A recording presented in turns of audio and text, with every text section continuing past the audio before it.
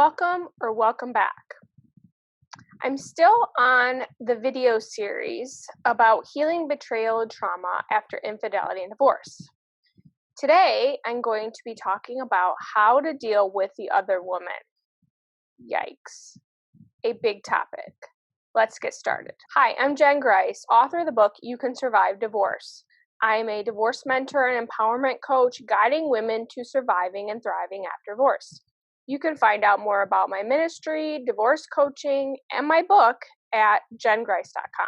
Triggering is the perfect word to describe how it feels when you have to face or deal with the other woman who may now be the girlfriend or the new wife after your divorce. If you are in the early phases of finding out about the other woman, let me give you the best piece of advice I wish I had heard.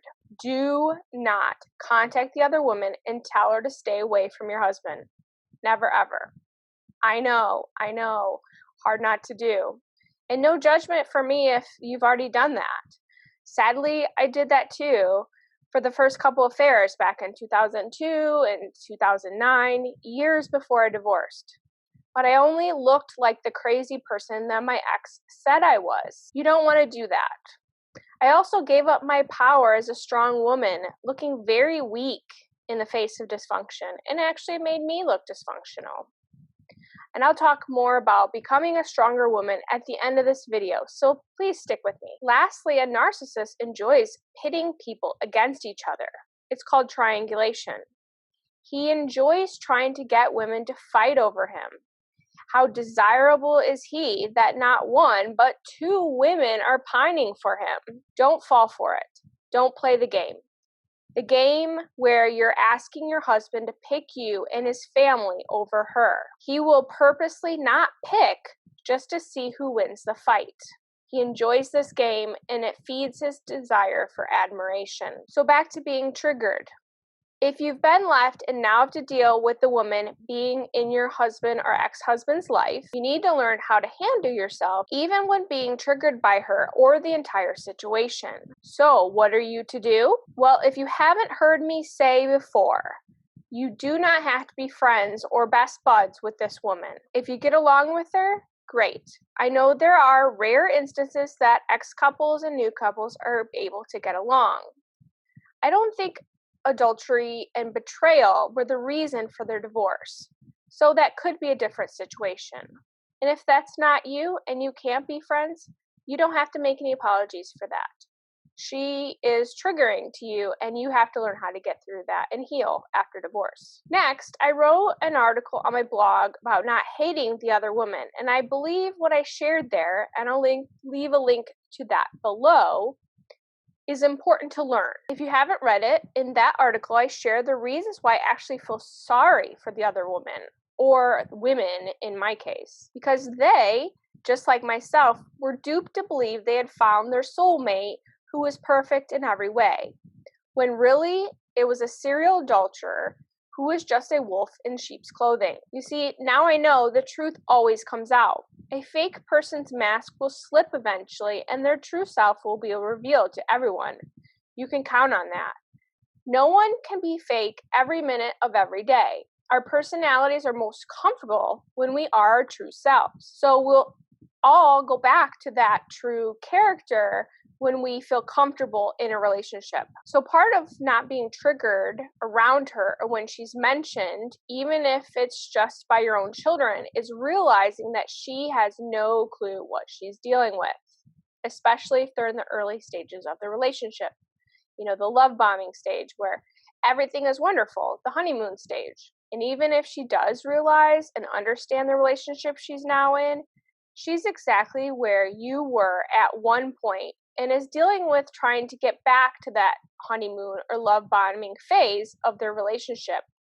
You know, before real life as smacked her in the face and showed her the true man she's now dating or married to. He has not changed for her, I promise you. Like I've talked about in other videos, a person changes when the pain of staying the same outweighs the pain of making needed changes. Or a person realizes on their own by doing some sort of introspection, which narcissists are incapable of doing, and says, hey, I want to change this about myself.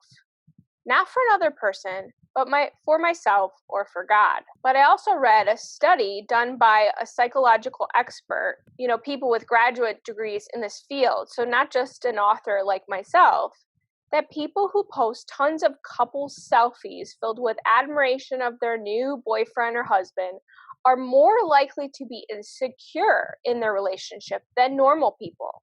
I shared a link to this article recently on my Facebook page, and it really enlightened a lot of people about this fact. But anyways, couples post these pictures out of desperation rather than true feelings of love and connection with their significant other. If that doesn't tell you something about why your ex and his new woman are posting all these romantic pictures, I don't know what else does. Side note, like I said in the no contact video, please block him and any girlfriends or wives that he has so that you don't have to see it. You don't need to be looking at it, and it doesn't help your healing. And if you ever are triggered by her or their relationship, don't be. She's not getting anything that belongs to you. There's nothing new. Let him go and let her deal with his behaviors. You've been released, and God is blessing you with a new, healthier life. Someday she'll know exactly what you know about him, but you'll be long gone on the road to healing and a thriving life. So how do you get there? You keep taking steps towards that direction, one foot in front of the other. Unhealthy relationships are behind you. You know you deserve better than that. Or at least you're starting to realize this. You can live in peace, leaving the dysfunction behind, or you can stay stuck thinking about what she has that you don't. Yes, she has the good qualities of your ex, but she also has the bad, abusive, and adulterous side. Lastly, what do you do if you have to face her at school functions, at church, and I've heard people attending the same church as their ex and his new wife, or the grocery store? You remind yourself of all that I just talked about. She can have him. You have so much better in store for you. You have freedom. You have a peaceful home, a new environment, so much to look forward to. Number 2, you smile and be kind while keeping your boundaries. Just as he is not your problem, neither is she. You can't help her. You can't change her. And just like you, she has to get herself out of the mess she's gotten herself into. Again, you can feel sorry for her, but let her deal with her problems on her own. If you feel you should warn her, remember what I said earlier. Any conversation you try to have with her about your ex will only make you look bad. Just keep the conversation about the kids or legal stuff, or nothing at all, and continue to move on with your life. If she wants to be just as dysfunctional as your ex, you treat them both the same. Very businesslike, email only whenever possible, and as much no contact as you're able. And lastly, when your children come home and bring up the topic of the new wife or new girlfriend, change the subject. Don't engage. Even when she calls you a psycho or any other names, or when they tell you all the bad things she's doing and you think she might have some personality disorders, just laugh and think to yourself, she'll be the next one called these very same things that they're calling you one day when she's discarded for someone else. You can't change the situation. You can't change other people, but you can choose how you react to them. And the peace that you feel in your life will be the reminder of why you're divorced and why you've moved away from that kind of dysfunction in your life. So I hope this was empowering for you in some way today. If you have any questions or like to share your story, please do so in the comments below. I also want to give you a heads up about the Stronger Woman After Divorce from a narcissist program that I'm putting together, and it's coming along rather nicely. If you think you'd like to learn more about how to deprogram, heal, and be stronger after divorce, be sure to sign up for my email list at jengrice.com/signup so you don't miss the registration.